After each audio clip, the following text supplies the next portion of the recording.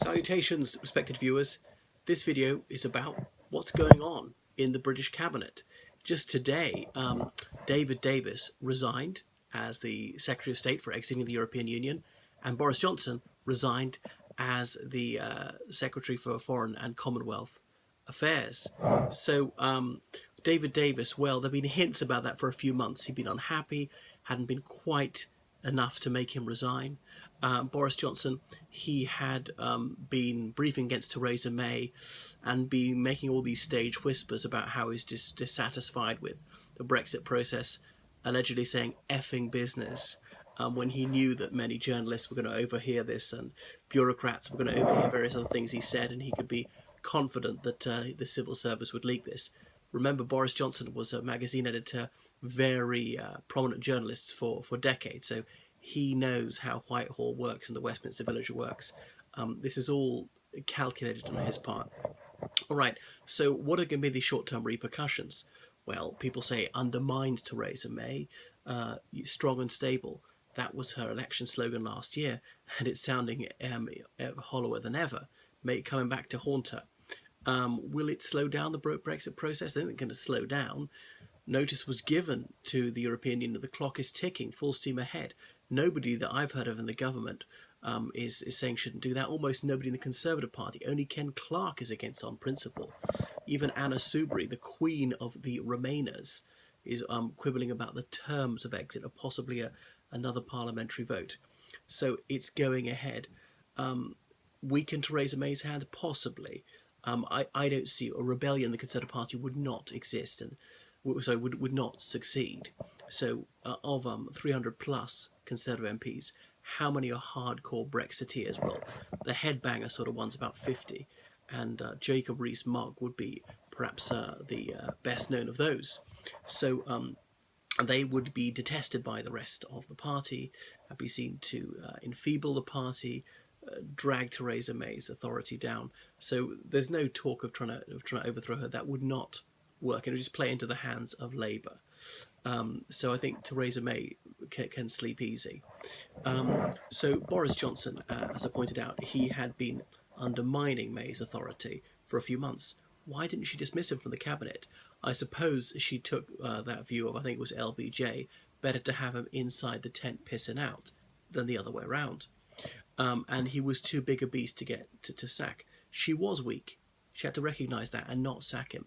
As he's gone of his own accord, he will have fouled his nest in the eyes of some.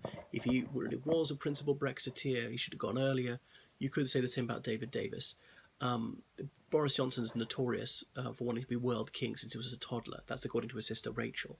So he's a man of vaulting ambition, and he wrote a biography of Churchill because he clearly sees himself in a Churchillian mode, and there's a showboater about him, and it's all about personal advancement.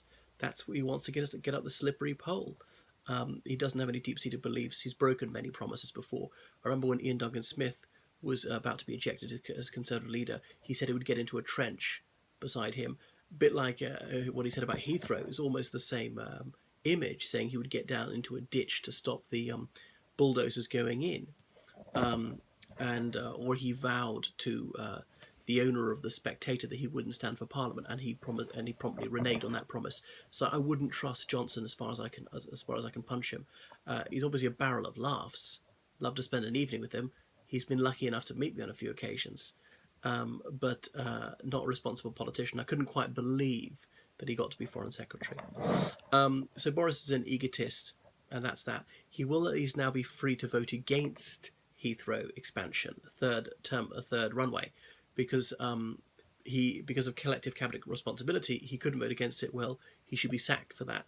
If he tested May's resolve, then would he have been sacked? I'm not sure. And David Davis, I think he's more of a man of principle. So I think he's agonised about this for a few months. He's dropped hints that he might resign. Hasn't been quite enough to make him resign. He was conscious of his duty to the country, to the party and all that, to get the best possible Brexit that he could. Now, in negotiations, no party gets everything he wants. That's what negotiation is. There's compromise. But you can have an honourable compromise or compromise too much, and it can become dishonourable. So is Theresa May giving away too much? I actually think that she is. I'm a Brexiteer, by the way. I personally prefer a hard Brexit, as the vote for Brexit was quite narrow. It'd be more logical to have a soft Brexit. There's no clear definition of either hard or soft Brexit, but one has a vague idea. So I would be willing to make concessions to agree to things that I don't like, because the totality of the package makes it worthwhile. But Theresa May perhaps unwisely set out her red lines last year, and she's blurred those considerably. So Bojo will be positioning for the leadership. You may remember how Michael Gove torpedoed his chances, but I think Gove is loathed by lots of people. Bojo at least has a few fans. Bojo is less popular than he was before. He's known mononymically, Boris, which is an advantage, but he's going to fall between two stools. Brexit wouldn't be hard enough for the real hardliners. On the other hand, it would upset the Remainers and so on. So it was too serious a position he was in. He's too old to be leader now, and he was seen to have sown disunity, to be only concerned about his own career and not about doing what's best for the United Kingdom. So I think this will have backfired. Perhaps Theresa May will be better off without them, because they were undermining her. They were briefing against her. They really weren't on board with the programme. The others will go along with what she wants. They don't have such kudos outside the cabinet. I remember David Davis has previous, about 10 years ago, he resigned from the shadow cabinet, indeed Parliament, when the Labour government proposed 90-day detention without trial for the police to investigate, and he said that's absurd, that's just beyond the beyond, and that's more or less tearing up habeas corpus. So he forced a by-election in his own constituency, and then he was out of David Cameron's shadow cabinet for a while. You might remember that he stood against Cameron for the Conservative leadership in 2005, and he was the one who was the runner-up. So again, perhaps there was a degree of calculation in that. It's hard to remember now that Cameron, about 2 years in, his leadership was floundering, and there was whispering about a challenge to Cameron's leadership. So perhaps this double resignation is the last hurrah for those who are pale, male and stale. They're both white boys who are the wrong side of 50, well, more like 70, in Davis's case, may well be standing down at the last Parliament. Do they want to be seen as Brexiteer martyrs? Possibly. Dominic Raab has been promoted in Davis's stead. Now, he campaigned for Brexit. One of the reasons May appointed Davis in that position is because he'd campaigned for a Leave vote. She campaigned for Remain, and therefore that gave her greater Brexit credentials, because people say, oh, she doesn't believe what she's saying, she's half-hearted, and she's really controlled by these uber Remain civil servants. If you look at the demographics that civil servants are drawn from, it's easy to believe that most of them are heavily Remain at heart. So Raab appears to be a good choice for all sorts of reasons, being a lawyer not least. So what happens now? Well, I suppose they'll be speaking about her from the backbenches, but there'll be a lot of invective going back at them.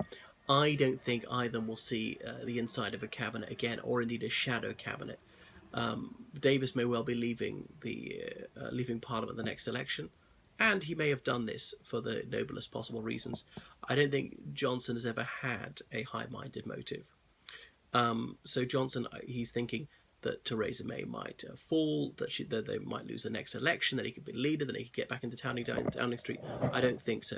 Might be premature to write his political obituary just yet. He's not had extraordinary comebacks, but he's achieved magnificent things to date. But I think he had one shot at it 2 years ago, the Prime Ministership. And he was foolish not to go for broke, despite Gove backstabbing him. So that's that. I don't know who's been promoted in room of Boris Johnson yet.